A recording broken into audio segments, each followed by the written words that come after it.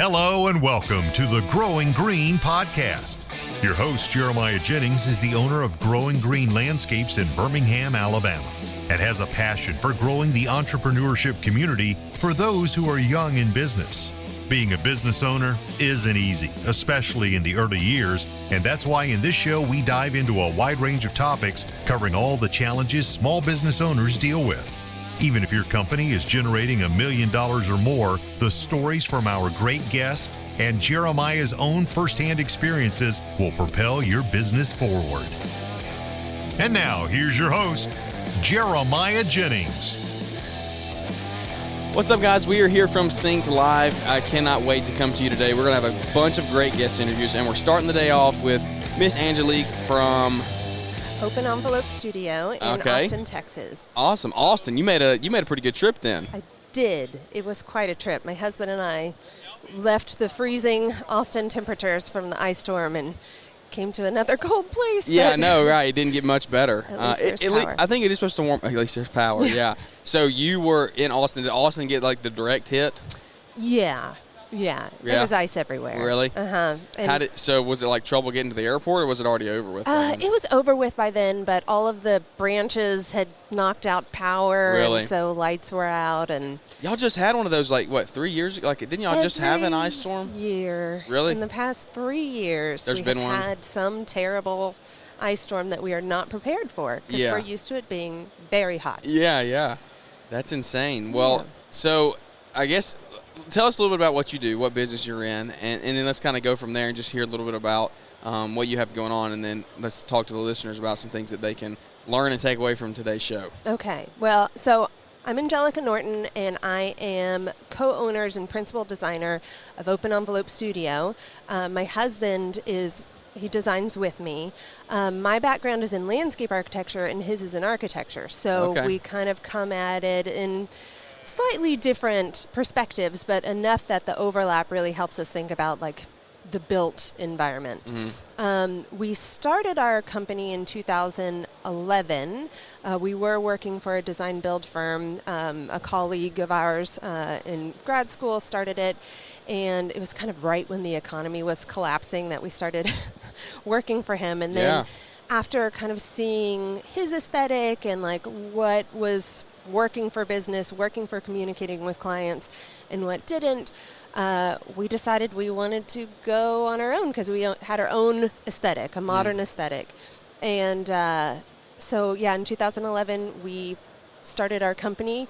1 week after getting the DBA, I realized I was pregnant again. And so starting a company and also thinking how important it is to be able to make money and support the family. It was, like a fun little, I wouldn't say a curveball, just a challenge. And we are so integrated with the build side of things that I had to bring a toddler along sometimes when we were starting out. And it was really just the three of us at first, just designing, and we had a project manager, and just trying to grow the business from a very small seed. And so I ended up doing any kind of like social media and building the website and onboarding clients, and at the same time designing weekly. We do presentations for 3 rounds of design. One of the 3, we try to land it every week. So it's a very fast-paced design process. Yeah, so you're cranking them out then. We are, but we have like this really perfect system where my husband and I like design over each other's shoulders, and so he designs in SketchUp, so the 3D model, and then I kind of turn that into any 2D plans and plant palettes and that sort of thing. So we can produce pretty quickly. Yeah. And that in turn makes it easier to make decisions about what the design should be because it happens quickly. We just need to make the right decision and see what works. So how did you get started in landscape architecture? I mean, what made you get started in that? It's a very niche thing to get into. Yeah, it is. My undergrad is in creative writing. So not that. Not that. It was like in performance poetry was really what I was focusing on. So you write poems a lot? I did. Yeah. Yeah. Can you still? Is that something you lose talent for? Or is that something you always think you can do? That's a cool talent. Like people in school in our English class, we had assignments, write a poem or something. I cannot do that. That is the last thing that I'm good at. Well, Well, I came from a high school that was a magnet school for humanities. And so my group of friends that I still have to this day, we write poems together or perform them. But it's been years and years. And I think that any kind of creative endeavor, there's overlap. You're getting something emotionally from either designing or, in my case, I'm also a sewist, so I'll quilt and make clothes. And my husband also plays music. So there's just, it all kind of informs. Yeah. It might not be obvious when you lay all those things out, but it nourishes you in some way so that you have room to kind of do something that feels more like work, even though it is art to some extent. This is going to sound like a weird question. Do you think you can grow your grow a creative side if you're not, or do you think you're like born with it? Because or is it a little bit of both? Because creativity is something that really blows my mind. Like, I'm not a very creative person. Like, I can't just like, I cannot be a landscape architect. I can't envision things before they happen. That's just not me. I can't write a poem per se. I can't put those rhyming words together. That's just not something that I'm good at. It's not like. So do you think? And I know a lot of people out there like that, but I know there's a lot of people that would like to bring their landscape architects in house, like they would like to do that themselves or something. So is there not architecture specifically, but just the creative side of your brain or your life? Like, is there something that you think how have you grown that, or is that something you were blessed, just born with? Well, I mean, you have to be open to it. I think some people get nervous about saying, I'm creative. They kind of feel apologetic about it or nervous to share that vulnerability. My mother is an artist, and my dad is a carpenter. Oh, wow. And so building things and, just creating. Kind of creating. I mean, that's what it comes back to. Yeah, I mean, my first name is Angelica, which is a plant. My middle name is Rose, which is a plant. I think everything about my life led me here, so I just kind of had to ride that wave of wherever it, landed me.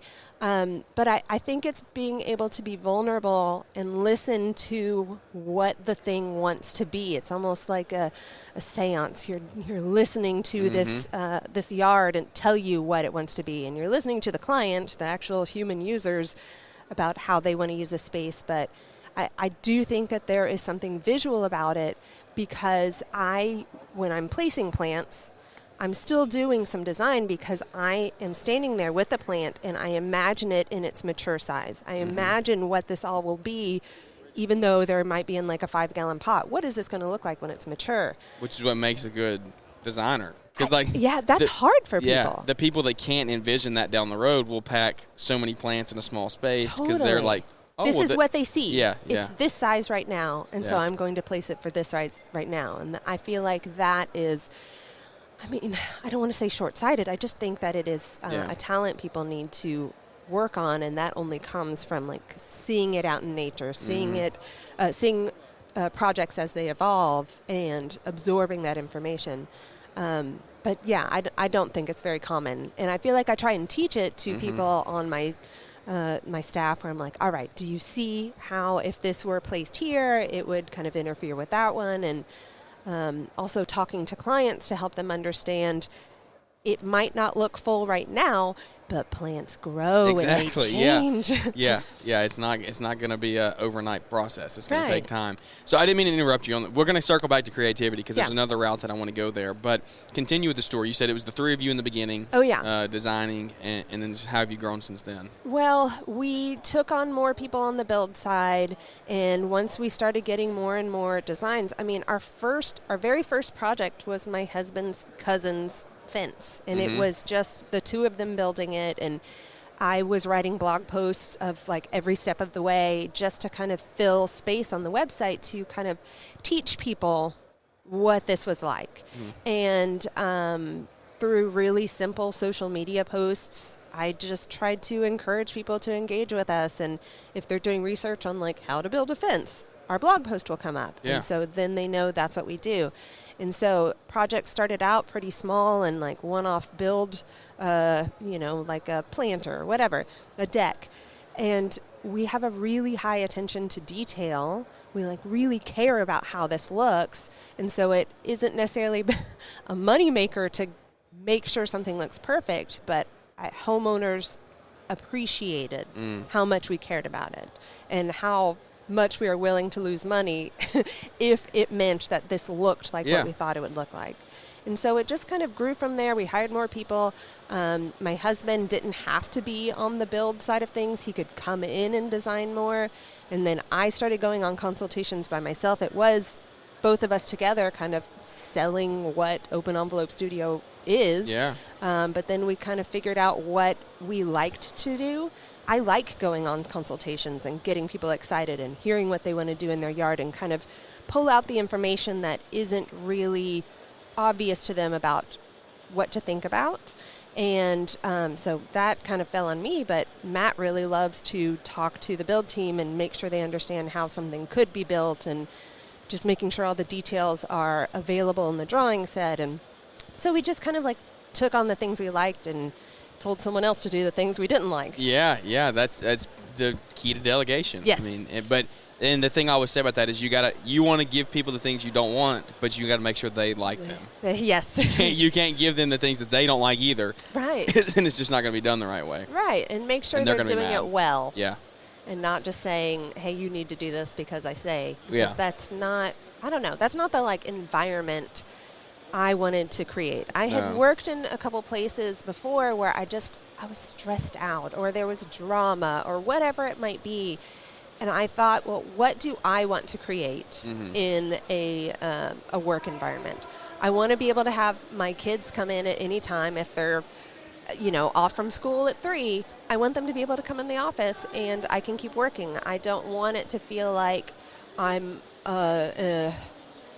own a business first and I'm a mom second. It is all of the things together. And so I try to do that for my employees too, where I'm like, hey, if your kid's homesick, just send them to the office and they can be in the conference room while we keep working. Yeah.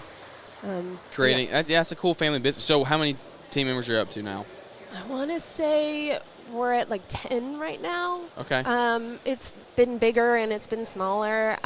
We had a build side of things, but we decided to move exclusively to subs. So we have project managers who actually hire old employees who we encourage to start their own business so they know how we want things built, and then we can kind of keep the relationship that we've established.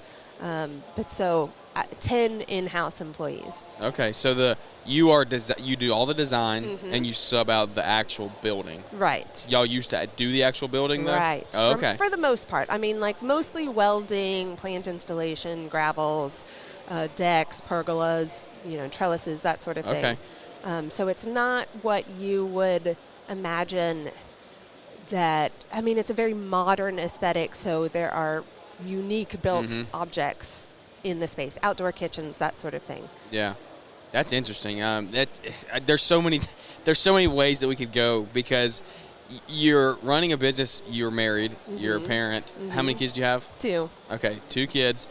And so on our show, we talk about a lot. Me and my wife talk about. We have a show on Mondays where we talk about running a business and being married together, and the challenges that brings because you never really.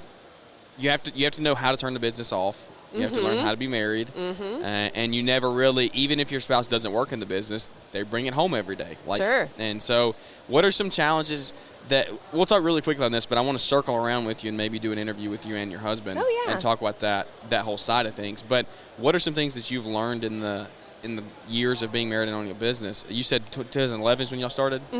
So 12, 13 years? We're 12 at years? 11 years. It'll be 12 this December. 12 this year. Okay, so like 12 years, you got a lot of designs under your belt. You got a lot of money made, a lot of money lost. I mean, you said you made those sacrifices in the beginning to keep your clients happy. Yeah. What did that do to your marriage? What did that look like? Well, we love therapy. And really? When we first started dating, we almost immediately did couples counseling just to learn how to communicate. I mean, we met when we were 20. Yeah. So, and I'm 42 right now. So this was something that, I mean, more than half my life I've been with Matt. And so we were in grad school together. So he was in architecture. When I graduated from undergrad, I was like, well, now what am I going to do? And the University of Texas had a new program, Master of Landscape Architecture, and I was in the second graduating class. And so we were literally in the same building on campus, and we kind of learn to work together. We Yeah. even took a couple studios together. There was a Pocket Parks class, and that was the first time we had to use our relationship knowledge to design together. Yeah. Where I'd have to say, all right, Matt, you've got to give me space to talk. I know you've got a lot of ideas. And so being able to communicate was incredibly important. But as the business grew, it's almost like when we're interacting with clients, it's like a double date. So we've got to make sure that it's a good fit for us For with the y'all, client. yeah. And to make sure that the clients have a good enough relationship that they're communicating with each other about what they want. Because You can't have one spouse saying one thing and the other saying the other, yeah. Yeah, so I'm like, well, y'all need to decide Yeah. how you feel about this, and I can help you weigh the pros and cons, but I can't make this decision for you. Yeah. But yeah, communication, and also we like being around each other, and we spend a lot of time together, and then setting boundaries. When I go home, I don't want to talk about work, and I think Matt kind of needs to process things a little bit more, and I have to be like, nope, this is stressing me out. Yeah. We're not going to talk about it until we get back to work. Yeah. Yeah. So working together, you just That's gotta cool. like them. Yeah, there's a lot of things I want to unravel from that. So we'll save that for another episode. If y'all are interested in that episode, come back down the road and we'll jump into that some more. So let's talk about, you said y'all lost some money in the beginning. Is that something you don't mind sharing about? I mean, Oh, sure. what did that look like? Were your prices not right? Did you underestimate, overestimate? What was that process? Yeah, and I think some of it is just thinking it should take this long. And then when you're actually building it, you're like, oh, that was so much harder than I And when thought you're it new, was. you're figuring out. I mean, that's part of it. And being in a custom realm, everything is new. Yeah. You can't say, hey, it takes this long to build a deck because this deck is different than that deck. Yeah. There's like different constraints, there's slope, there's, the engineer says it should be built a different way. So what do we call those? Portfolio pieces. We called them, we might be losing money on it, but it looks great. Yeah. And so It's one of those you say, hey, look what we've done. Yeah. And just kind of being honest with clients that, like, we have, if they say a budget is really high on something, we'll say, like, listen, we have done this before, and I know it takes this long. We have been seeing what those prices look like on the back end once we've tracked our expenses, and it just takes this long to build this thing. All the things on our website that you're wanting to see in your own yard, it just takes this long. Yeah. I mean, we can build it cheaper, but I don't want to, because then someone is going to come back to me in a year or 2 years and say, like, hey, this failed, or like, I have to restain this cedar deck. We just won't even do cedar decks anymore. We want to use materials that are going to last, because maintenance calls are not fun. Yeah, sustainability. That's what we're talking about. Yeah. You've heard the saying, you can get it good, fast, or cheap. Yeah. But you can't have all three. No. You can only have two of those. I think we usually end up with good. Yeah. The second one, it's hard to get, because it's expensive, and these things are beautiful, and there's just only so much you can do to cover every square foot. Yeah. Like sometimes, like on my intake form on my website, I have a budget question, because I want to know. You have I to vet that in the beginning. I have to vet it, and I want to have that communication. I don't want someone to kind of hold those cards close to their chest, because I don't want them to hire me if they can't afford it. I don't want that disappointing conversation of, oh, I'm sorry, here's the design, but you're never going to get this yard. Yeah. Do y'all do free consults? I charge a consultation fee. I love it. It doesn't bother me at all. Yeah. Have you always done that, or is it something No. y'all grew into? I think around year 5 or 6 or something, I was just getting so many consultation requests that maybe weren't even the best fit. Yeah. And I And was you like, probably weren't landing half of those because their budget was not what it needed to be. Exactly. And so if our consultation fee scares someone off, Then the budget is also going to scare them off. And That's I don't mean for it to be like callous. It's just the way it is. Things cost money. Yeah. And we're in the service industry, but I want to make sure we're a good fit. Yeah. I want to make sure that we are building the thing they want us to build, and helping them understand what things cost. Well, you're setting yourself apart as a top-tier design company like that. I mean, run-of-the-mill people aren't going to come to you. Like that's what you want. So what size projects are y'all looking for? We end up doing a lot of, I would say, small scale. So in Austin, the price of real estate is incredibly high. Really? And when they are, like if a developer is building a house or even an architect, they max out the impervious coverage on the house. And so what's left over are these small outdoor spaces, and homeowners want to be able to use those spaces. So a lot of times it's just kind of nestling Just in packing it interesting in, outdoor spaces, outdoor living spaces in these yards. So I would say a lot of those, but we have some like larger projects that we are able to fit in more planting because they want like their deck or whatnot, but we want to squeeze in these fingers of vegetation to soften it all, that it's not just about stacking on more living spaces that are just like the house. We want to send people outside, give them a reason to go out there. And so I would say, it's small yards sometimes, but mostly it's these full-scale, high-end houses. Sometimes I'll have a slope from 0 to 75 feet, and we've got to try to level. You can't level everything. No. And so just kind of making decisions about, it makes sense to have a living space here, and we're connecting, thinking about circulation, and also thinking about those special moments of where they are sitting at their deck. Is it dramatic? Does it make them want to go up to these other spaces in the yard? Do y'all do any water features? We do. My build team hates it when I spend. Really? Yes, we had a really beautiful and But challenging they're insane when they're done, though. We had one that was a fire feature bench fountain. And never heard of that before. It's beautiful. It was so hard to build. Really? And it was poured in place concrete and like squeezing in, all of these fountain elements, but also the gas fire feature. But yeah, my guys are like, please stop. So when y'all create a design, are you pricing, like, how are you pricing that for the customer? Are you saying, like, you charge your price to design, obviously, and then are you like giving them the quote for the plant material, or like, do you work with builders specifically? Like, what does that look like? What you need? Here, use one of these. Yeah, that's a great question. So I guess a simplified way of explaining it is... I'm sorry, I totally just stopped mid-question. No, that's all right. I think that it's thinking about our whole process. So round one is schematic design. Are we on the right track? Do they even like it? What feedback do they have? And that's not thinking about budget. It's just thinking about all of the things that they have requested. Round two is design development, and that has a pricing exercise. So, like, we have feelings about how much things cost, but honestly, it's pre-pandemic feelings. Yeah. We haven't, like, our gut check has not come to... caught up yet. Current price. And I say that, and I also try and set expectations that it's going to be above their budget in round two, because it's everything. But if we make the decision to cut the outdoor kitchen, for instance, to get closer to the budget, 9 times out of 10 a client is going to say, oh, but I wanted to know how much that cost. So as long as I say, hey, it's going to be expensive, but I am your advocate, and I'm going to help you decide what can be removed and it still have the same spirit, the same aesthetic, the same programming. And then round 3, we have like a firmer budget, and we have whatever we have value engineered out. And then we go through construction documents. And once we have construction documents, that's when we can get firm bids from subs. And so I'll update the estimate one more time.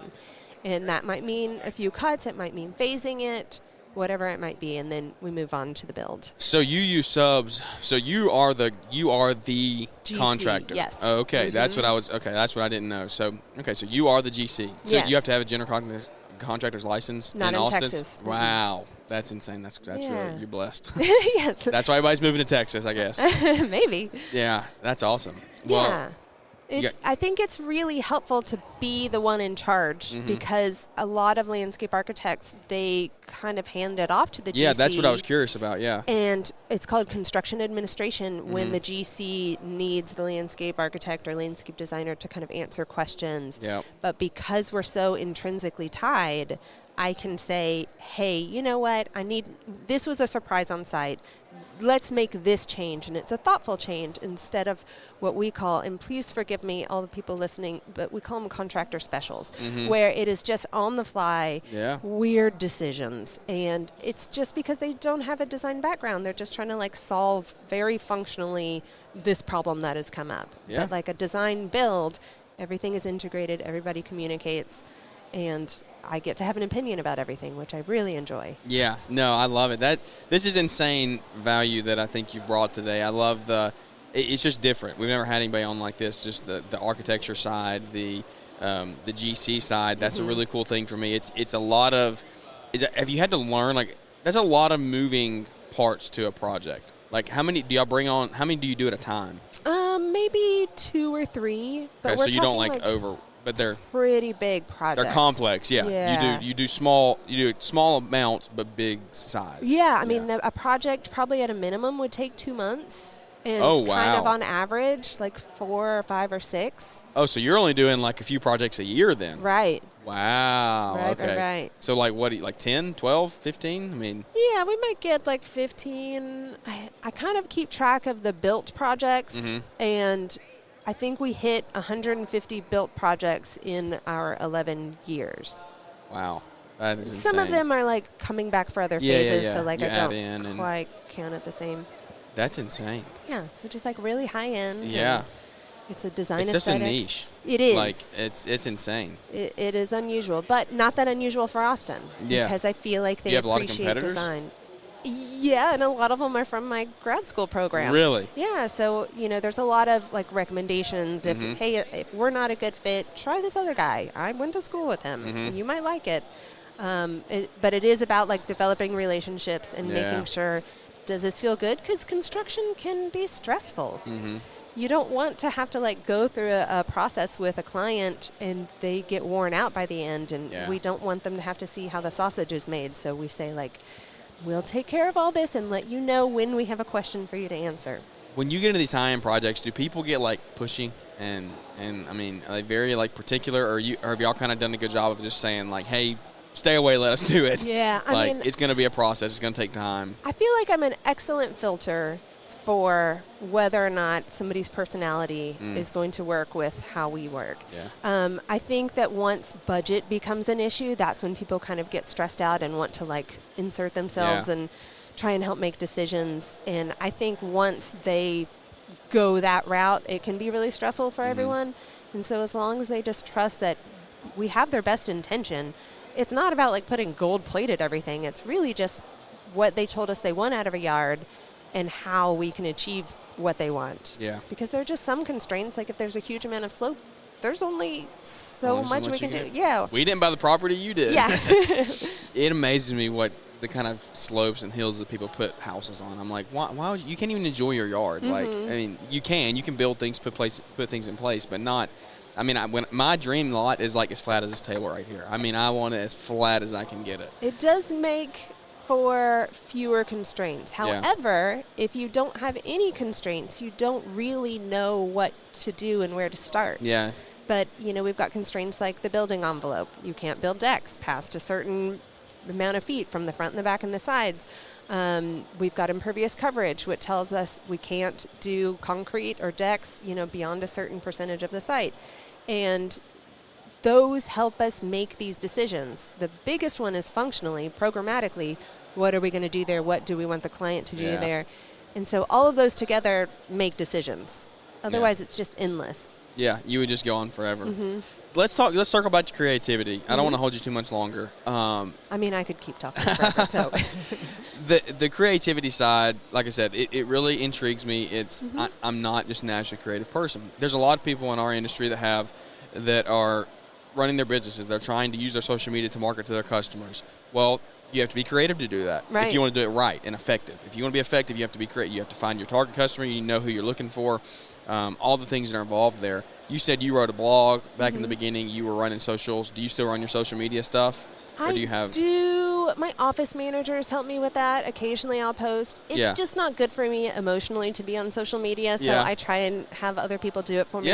But I'll send photos to my office manager and like a caption, and then they make it funny or whatever they're going to do. So I try and give a lot of trust to whoever is contributing.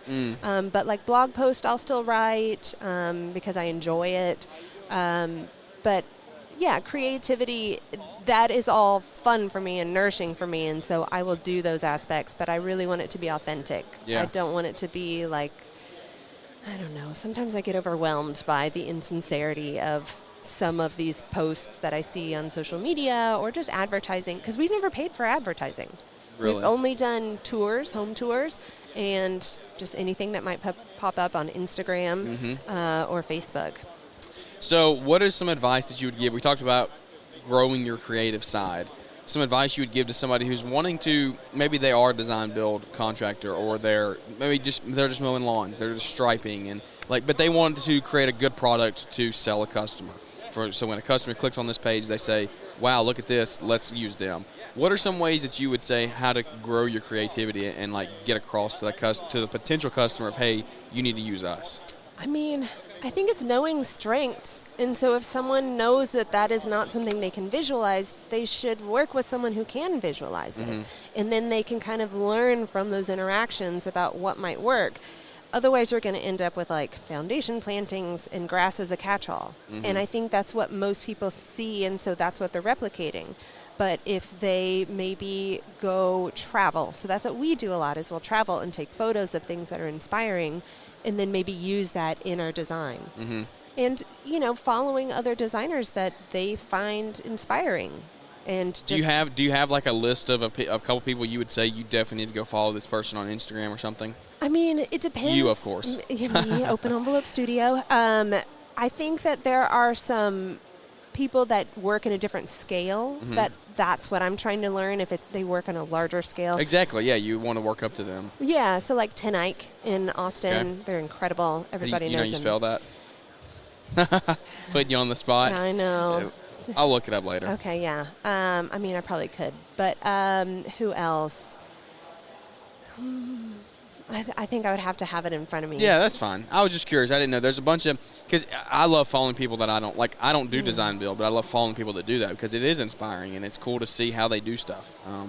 It's interesting to me. Do you know who Andy Mulder is? I need to – well, I'll tell you that. We need to get you on his page. He just did a project that it would blow your mind. They spent a whole year on the project. Yeah. Absolutely insane. I'd love to see it. Yeah, we did a podcast with him a while ago. And anyway, well, that's awesome. Thank you so much for coming and joining us today. Is there anything you want to leave anybody with? I would say take plant classes. Learn about plants. Okay. Observe plants. Know even what would work in different light conditions. And just kind of give yourself that basic education, because if we're talking about the landscape industry, we're talking about plants. Yep. And just kind of knowing what plants make you happy and what plants clients like, pulling that information out because they don't realize that they might have a plant hang up. And so it's really my job to say, here are some options. Do you like them? Oh, I don't like that one because it has this color. Or that reminds me of a plant at my grandma's house that I didn't like. And just kind of getting that conversation going to make them more aware of plants. One question we try to ask all of our guests here. It's simple, but it can be complex. It's just, what is your why? What is my what? Your why. Why I do this? It makes me happy. I like doing good. things. It's always a different answer. Yeah. So I love hearing it. Yeah. I need to do something that is fulfilling. I can't do something that is just going to deplete. Yeah. And make me less of a human being when I get home. Yeah. Yeah, that's awesome. It makes you. It sounds like you're building the family dream. I mean that you're getting to run a family business. I get to make decisions. Yeah. And I need to make decisions to feel in control. What Enneagram are you? Do you know? What? An Enneagram. You know what the Enneagram is? I don't know which one I am. No. I don't know what the decision maker is. I'm not good at keeping up with it. My wife knows all that stuff. Yeah. But there's 7, I think. It got so quiet in here. Really did. You hear that? Yeah. Why do you get so quiet? Is it like INTJ, like that is what you're asking, or? I don't. Or is the that Enneagram. something else? The Enneagram is it's like a 1, 2, 3, 4. There's 6 of them or 7 of them. Oh, someone recently told me about this. So no, I haven't. Oh, you need to take it then. If Okay. you take a test and it tells you which one you are, and you take it with your spouse. It's pretty cool. Oh yeah. It's very, if you like therapy and couple I love therapy. Yeah, then it's cool. It would open up a lot. But anyway, so where can they find you on Instagram if they want to go follow you, or social media, period? Our website is oes.design. Okay. So it's not a .com, it's a .design. That's pretty cool. On probably both Facebook and Instagram, it's at Open Envelope Studio. Yeah. But yeah, we're around. We're on things. Yeah, I hear you. Well, that is awesome. Well, thank you so much for coming on and joining us today, and thanks for coming out to Synced. And Miss Angelique, the CEO of Synced, thanks for letting us set up and podcast here. It's been a great show so far, and I think we're going to have a good rest of the day. So, awesome. Thanks for coming on. Absolutely. Well, guys, I hope you enjoyed the episode. If you did, leave us a big 5-star rating and review. Those always help us continue to grow so we can continue to grow the community one relationship at a time. But without any further ado, that is going to wrap this one up, and we look forward to catching up with everybody here on the next episode. Thanks for tuning in to the Growing Green podcast. It is an honor to have you listening, and we hope you receive valuable advice to help take your business to the next level. Don't forget to follow the podcast so you'll be notified when our next episode drops.